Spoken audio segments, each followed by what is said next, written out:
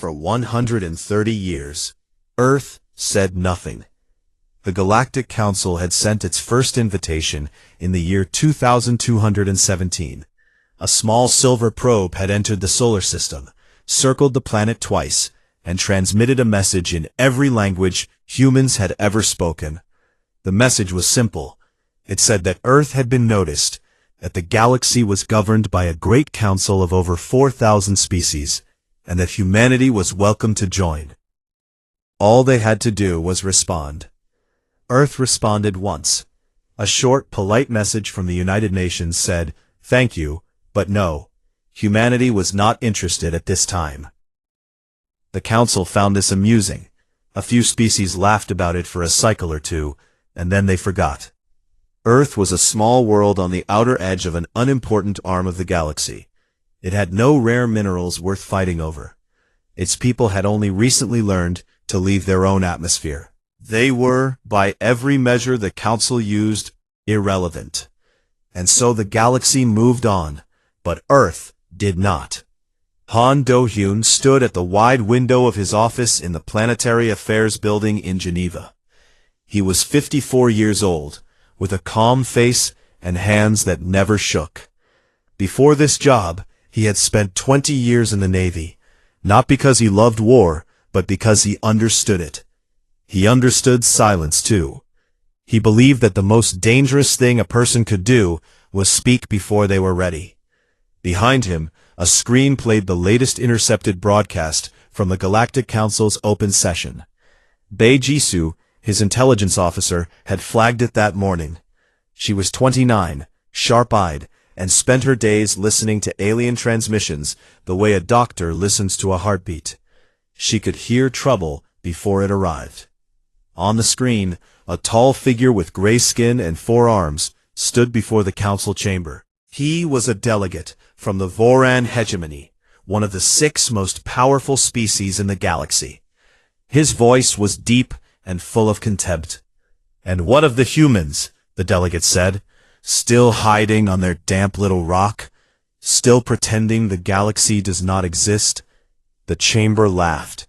Thousands of delegates from hundreds of species, all laughing at the same joke. "They are dirt apes," the delegate continued. "Nothing more. They were given a chance to rise, and they chose to stay in the mud." More laughter. Do-hyun watched it without moving. He had seen recordings like this many times. Every few years, some council member would bring up Earth for cheap laughs. It always worked.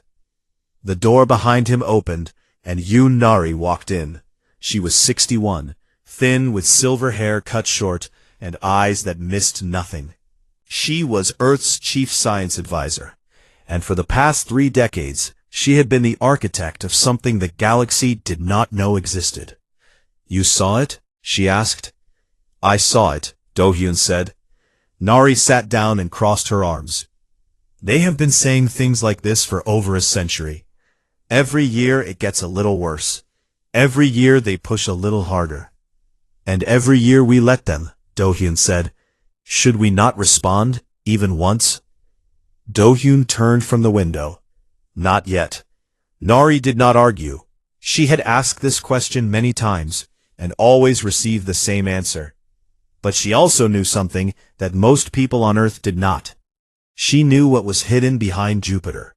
In the deep black space on the far side of the gas giant, shielded from every scanner and telescope in the galaxy, Earth had been building. Massive construction yards floated in silence, assembling ships the size of cities. Research stations folded into pockets of bent space worked on weapons that broke the known laws of physics. Factories on the dark side of moons produced materials that no alien species had ever seen. All of it hidden. All of it quiet. 130 years of silence had not been wasted. Every year that the galaxy laughed, Earth worked. Every insult was fuel. Every joke was time bought. Humanity had looked at the stars and understood one simple truth. The galaxy was not kind. The galaxy was not fair. The galaxy respected only strength. And so Earth had decided, quietly and patiently, to become strong. Bei Jisoo knocked on the door and entered. Her face was different now. The usual calm was gone. Something had changed. "Sir," she said to Do-hyun, "there is a new transmission. The council held a vote this morning." "About what?" Nari asked. Jisoo placed her tablet on the desk and pressed play. The high speaker of the council, an ancient being with a voice like grinding stone, addressed the chamber. "The species known as humans have failed to assert sovereign claim over their star system under Section 7 of the Galactic Resource Code. As they have made no formal declaration of territory and have refused all attempts at communication, the Council hereby reclassifies the Sol system as open territory, available for resource extraction by any member species." The chamber did not laugh this time. This time, they applauded. Jisoo looked at Do-hyun. Nari looked at Do-hyun. The room was very quiet. What the Council had just done was simple. They had declared that Earth's solar system did not belong to Earth. Any species could now fly in, mine the asteroids, harvest the moons, and take whatever they wanted. And if Earth objected, they would be told they had no legal standing because they had never claimed their own space. It was a trap, dressed as law, and the galaxy had just approved it with applause. Do-hyun picked up the tablet, read the full text of the resolution, and set it down again. His face did not change. His hands did not shake. He looked out the window at the sky, where the stars were just beginning to appear in the evening light. "Well," he said quietly, "that is new." Nari leaned forward. "Do-hyun, they are coming for our home." He nodded slowly. "Yes, I believe they are. So what do we do?" Do-hyun was quiet for a long time, then he turned and looked at both of them, with eyes that had been waiting for this moment for years. The Voron mining convoy arrived in the Sol system 14 days after the Council's vote. There were 12 ships in total. They were big, ugly, and covered in drills and claws meant to tear apart asteroids. They entered through the outer edge of the system without announcing themselves, because in their eyes there was no one worth announcing themselves to. Bei Jisoo saw them first. She was sitting at her station in the deep monitoring center buried beneath the Swiss Alps when her screen lit up with 12 new contacts. She set down her coffee, pulled up the data, and called Do-hyun. 12 Voron mining vessels, she said. They crossed the boundary 6 minutes ago, heading for the asteroid belt. Do-hyun was already in the situation room when she arrived. Nari was there too, standing beside a wall-sized display that showed the entire solar system in glowing blue light. The 12 red dots of the Voron convoy moved slowly inward. "They are not even trying to hide," Nari said. "Why would they?" Do-hyun replied. "As far as they know, we have nothing that can stop them." A communication signal came through. Jisoo played it on the main speakers. The voice was Voron, deep and bored, translated into English by the automatic systems. "Attention surface species.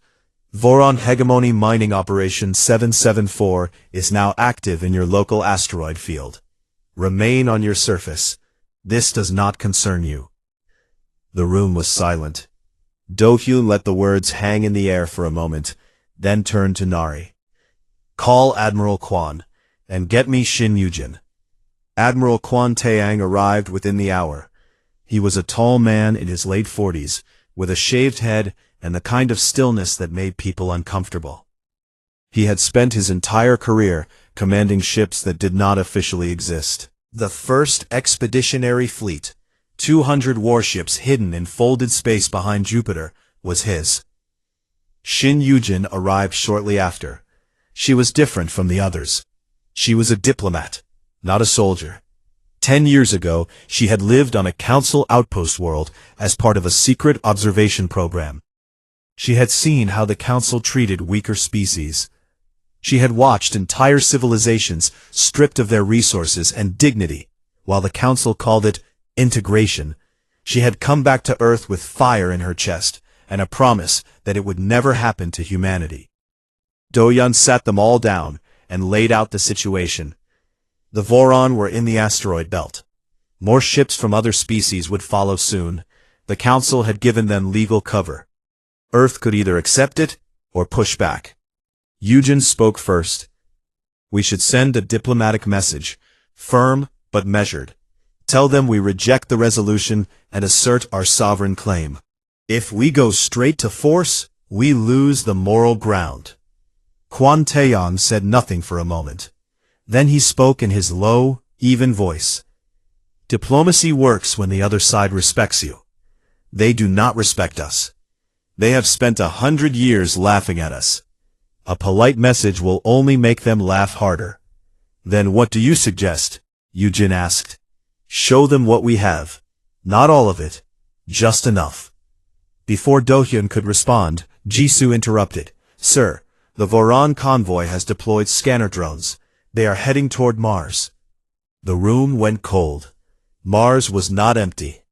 On the surface, it looked like a dead world, red and dusty and quiet. But beneath the surface, and in orbit around it, hidden behind layers of camouflage technology, were some of Earth's most important research stations. If the Voron scanners got close enough, they might detect the energy signatures. How long until they reach scanning range? Do-hyun asked. 40 minutes, Jisoo said. Nari looked at the display. If they find the Mars installations, the Council will know we have been building in secret. They will not send miners next time. They will send warships. Do-hyun closed his eyes for 3 seconds. When he opened them, his decision was made. Admiral Kwon, move a stealth destroyer to intercept those drones. Disable them quietly. No debris, no signal. Kwon Tae-yong nodded and left the room. 20 minutes later, the scanner drones went dark. The Voron convoy noticed, but assumed it was a malfunction. They did not investigate further. But the relief was temporary. 2 days later, the Council's high speaker appeared on a galaxy-wide broadcast. He stood on a platform of white stone in the Great Chamber, surrounded by thousands of delegates, and delivered an ultimatum. The species known as humans have 30 standard rotations to open their borders to inspection and integration under Galactic Code.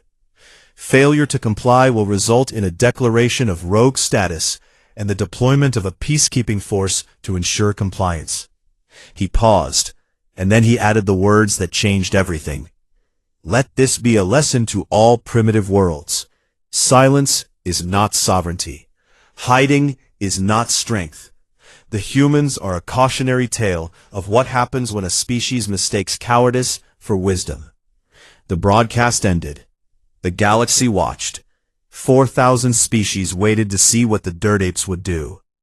In the situation room beneath the Alps, Han Do-hyun stood very still. Eugen had her hand over her mouth. Nari stared at the screen with cold fury. Kwon Tae-yong's jaw was tight. Do-hyun looked at each of them in turn. These were the people he trusted with the future of the human race. A scientist who had built miracles in secret. An admiral who had trained a fleet the galaxy did not know existed. A diplomat who had seen the worst the Council had to offer. And a young officer who heard everything. He straightened his jacket. His voice was calm. It was always calm. They want to hear us, he said. Fine. Let us speak clearly. He turned to Kwon. Admiral, begin fleet activation. All 3 fleets. He turned to Nari. Doctor, bring every weapon system online. He turned to Eugen. Ambassador, write our response. Make it short. Make it honest. And then he turned to Jisoo. Officer Bay, open a channel to every frequency the galaxy uses. I want every species with a receiver to hear what we are about to say. Jisoo's fingers trembled slightly as she began working from something else entirely. After 130 years, Earth was about to speak. The first thing the Voron mining convoy saw was light. It came from nowhere. One moment the asteroid belt was dark and still, and the next, space itself seemed to tear open in 200 places at once. Ships appeared where nothing had been. They did not fly in from a distance. They did not emerge from behind a planet. They simply uncloaked, as if the universe had been hiding them in its pockets and decided to let them go. 200 warships, each one sleek, dark, and unlike anything the galaxy had ever recorded. They were not big and bulky like Voron cruisers. They were sharp, fast, and covered in a skin that seemed to shift and breathe like something alive. Nano-hull armor, Earth called it. It could absorb energy blasts, reshape itself after damage, and reflect scanner beams back as static noise. At the center of the formation sat the ESS Docto. It was the flagship, commanded by Captain Park Eun-ji. She was 36 years old and had trained for this moment her entire adult life, without ever believing it would actually come. She sat in her command chair, with her back straight and her hands resting on the armrests. Around her, her crew of 600 worked in focused silence. Im Ha-jun, the ship's chief engineer, stood at the weapons console. He was the one who had built the gravity lance, a weapon that could bend gravitational fields into a focused beam and crush anything in its path. He had tested it on dead moons and empty rocks. He had never pointed it at a living target. The Voron mining convoy stopped moving. 12 ships, frozen in place, surrounded by 200 warships that had appeared from nothing. Park Eun-ji opened a channel. Her voice was steady and clear. Voron convoy, this is the Earth ship Docto. You are in sovereign human space. You have two choices. Leave now, under your own power, or be escorted out. There will be no third option. The convoy did not respond for almost a full minute. Then, one by one, the 12 mining ships turned around and began moving toward the edge of the solar system. They did not say a word. Eun-ji watched them go on her screen. She let out a long breath. Ha-jun looked at her from the weapons console. That was the easy part, wasn't it? He said. Yes, she said. That was the easy part. Across the solar system, in the Situation Room on Earth, Han Do-hyun prepared to do something no human leader had done in over a century. He prepared to speak to the galaxy. Shin Yujin had written the message. She had spent 2 hours on it, crossing out lines, rewriting them, and crossing them out again. She wanted it to be perfect. Do-hyun read it once, changed 3 words, and approved it. They set up a camera, in a plain room with white walls and no decoration. Do-hyun wore a simple dark suit. No medals, no flags, no symbols of power. He stood alone in the frame. Bae Jisoo confirmed that the channel was open on every known frequency in the galaxy. Every species with a receiver would hear this. Do-hyun looked into the camera and spoke. This is Han Do-hyun, Secretary General of the United Earth Government, speaking to the Galactic Council and to every species listening. He paused. We heard you. Every joke, every insult, every vote. For 130 years, we heard all of it. We chose not to answer. Not because we were afraid. Not because we were weak. We chose silence because we were busy. We were building. Another pause. His voice did not waver. We did not build for conquest. We did not build for empire. We built because we understood something about this galaxy very early on. It does not reward kindness. It does not protect the peaceful. It respects only strength. And so we became strong.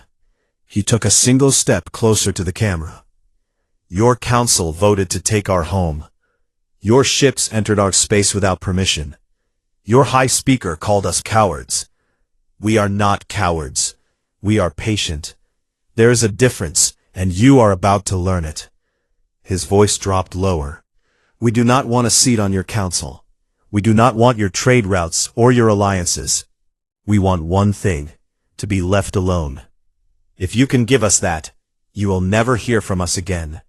If you cannot, then you will discover what happens when you push a species that has spent 130 years preparing for exactly this moment.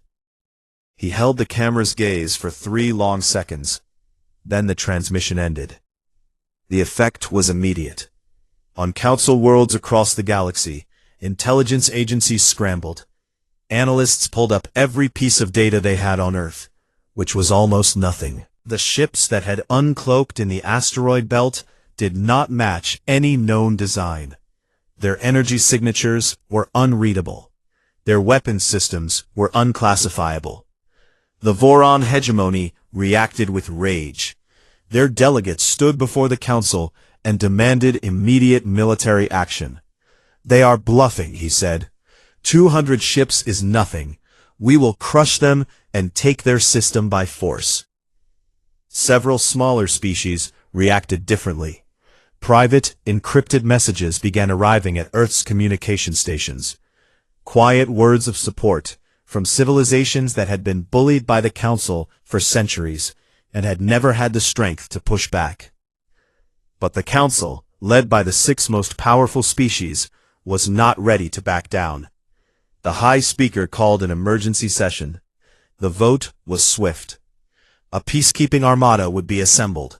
2,000 warships from 6 species, the largest combined fleet the Council had deployed in 300 years. It would travel to the Sol system and force Earth into compliance. The High Speaker announced the decision publicly. The humans have made their position clear. Now we will make ours. When the news reached Earth, Quan Taeyong was standing in the command center of the orbital station Guanggaito, hidden in high orbit above the dark side of the moon. He read the intelligence report, set it down, and looked at the tactical display showing the Sol system and everything Earth had placed inside it. 2,000 ships were coming. The galaxy thought Earth had 200. Quan Taeyong allowed himself the smallest smile. "Let them come," he said. The coalition armada dropped out of faster-than-light travel at the edge of the Sol system on the 28th day. 2,000 ships from 6 species, arranged in a wide crescent formation designed to intimidate and overwhelm. Voron dreadnoughts sat at the center, massive and bristling with gun batteries. Flanking them were the sleek cruisers of the Telvari Dominion, the heavy carriers of the Ankari Republic, and warships from 3 other species whose names most humans had never heard. It was the largest military force assembled in the galaxy in 300 years, and it had been sent to deal with a single small planet. The Voron commander, a decorated general who had conquered 11 worlds, opened a broadcast to the Sol system. His message was short. "Humans, your fleet of 200 ships is surrounded. Power down your weapons, open your borders, and submit to Council authority. You have 1 hour." In the orbital station Guanggaito, hidden behind Earth's moon, Cho Minha sat in the Defense Coordination Center. She was 32 years old, calm under pressure, and connected to Earth's autonomous defense grid through a neural interface implanted behind her left ear. Through it, she could feel the grid like an extension of her own body. Every satellite, every weapons platform, every mine floating silently in the dark, she could sense them all. She heard the Voron commander's message and said nothing. She simply waited. Admiral Quan Taeyong stood on the bridge of the Guanggaito and looked at the tactical display. 2,000 red dots in a crescent at the edge of the system. 200 blue dots, the visible First Fleet, holding position near the asteroid belt. And behind them, invisible to every scanner in the galaxy, 1,200 more blue dots spread across the system in layers of depth that the coalition could not see and could not imagine. Quan opened a secure channel to every Earth ship. "All fleets, this is Admiral Quan. On my signal, 2nd and 3rd fleets will uncloak. 1st Fleet will hold the center. Fighter wings will launch on my command. We do not fire first, but when they fire, we end this." Shin Yujin made one last attempt. From Earth's surface, she broadcast a message on an open channel that every ship in the system could hear. "This is Ambassador Shin Yujin of the United Earth Government. We have no quarrel with your species. We have a quarrel with your assumptions. We are not what you think we are. Turn back now, and no one needs to die today." The Voron commander did not respond to her. Instead, he gave an order, and the armada began advancing into the system. Quan Taeyong watched them come. He waited until they had crossed the halfway point between the system's edge and the asteroid belt. Then, he gave the signal. Space tore open again, but this time it was not 200 ships, it was 1,200. The Second Fleet uncloaked above the plane of the solar system. The Third Fleet uncloaked below it. Earth's true force, 1,400 warships in total, appeared around the Coalition armada like a cage closing. On the bridge of every Coalition ship, alarms screamed. The Voron commander stared at his display as the number of enemy contacts climbed from 200 to 500 to 1,000 to 1,400. His four hands gripped the railing of his command platform. For a moment, the galaxy held its breath. Then the Voron commander did what proud and frightened leaders have done since the beginning of time. He attacked first. A single heavy cannon blast from his flagship aimed directly at the ESS Dokdo. Park Eun-ji felt her ship shudder as the blast hit the hull. The nano-armor absorbed the energy, rippled like water, and went still. Not a single system failed. Not a single crew member was harmed. She looked at Im Ha-jun. He was already at the gravity lance controls, his hands steady. "One shot," she said. "Engines only." Ha-jun fired. A beam of compressed gravitational force crossed the distance between the Dokdo and the Voron flagship in less than a second. It struck the enemy ship's engine section and folded it inward, like paper being crushed by an invisible hand. The flagship went dark, spinning slowly, completely disabled, but intact. Its crew was alive. And then the battle began. It lasted 7 hours. Earth did not try to destroy the armada. That was the order from Quan Taeyong, repeated to every captain, every pilot, every gunner. Disable. Do not destroy. Break their machines, not their people. The gravity lances tore engines apart and bent weapon barrels into useless shapes. EMP torpedoes shut down electronics, leaving ships floating blind and deaf but unharmed.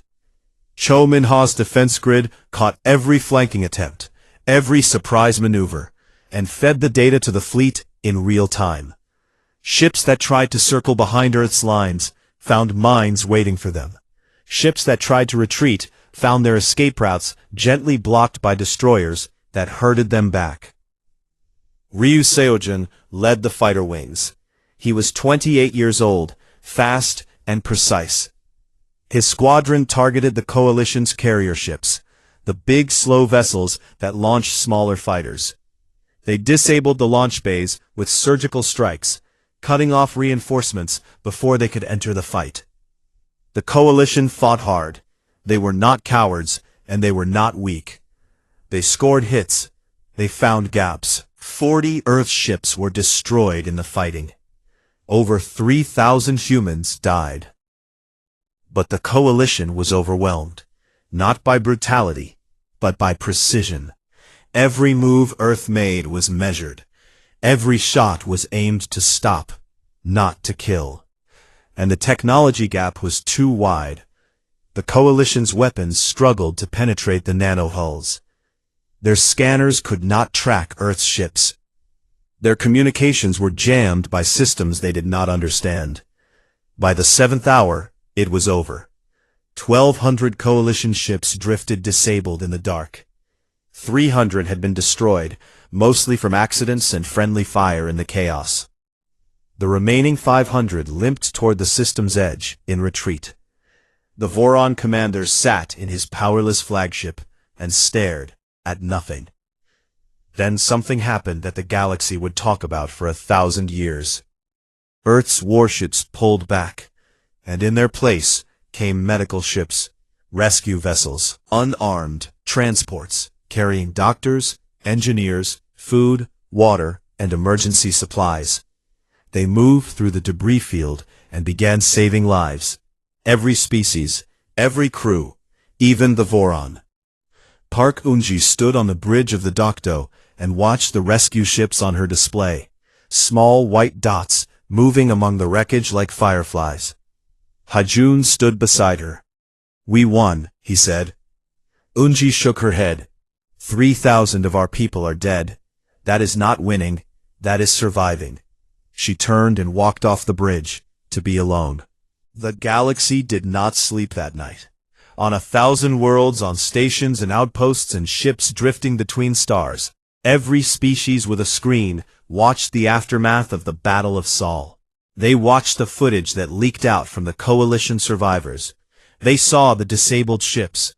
They saw the precise, almost surgical way Earth had taken apart an armada 10 times larger than what anyone had expected to face. And they saw the rescue ships. That was the part no one could explain.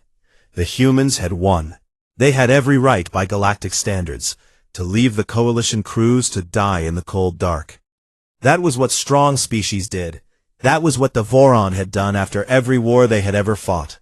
You won, and you let the losers suffer, because suffering was the price of losing. But the humans sent doctors. They sent food. They pulled Voron soldiers from burning ships and treated their wounds in Earth medical bays. They did it without being asked, without negotiation, without demanding anything in return. The Galactic Council was in chaos. Emergency sessions ran through the night. Delegates shouted at each other.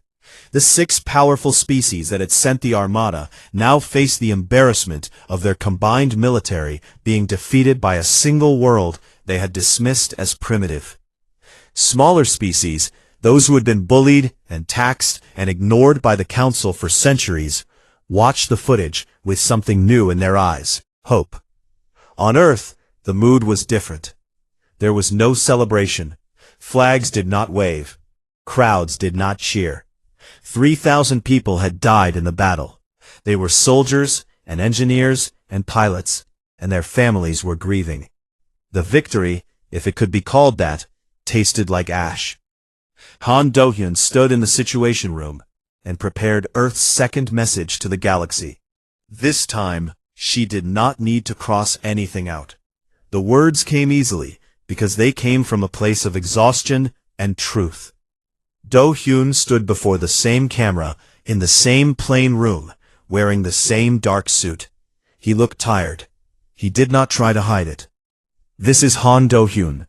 I am speaking to the Galactic Council and to every species listening."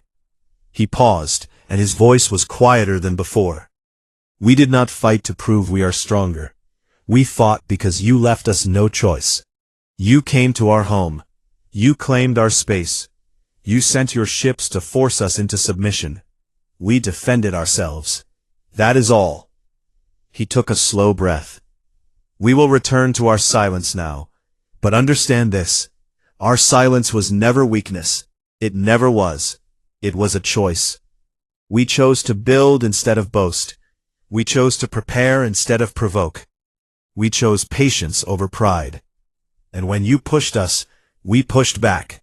Not to conquer you, not to humiliate you, only to show you that we will not be taken." He looked directly into the camera.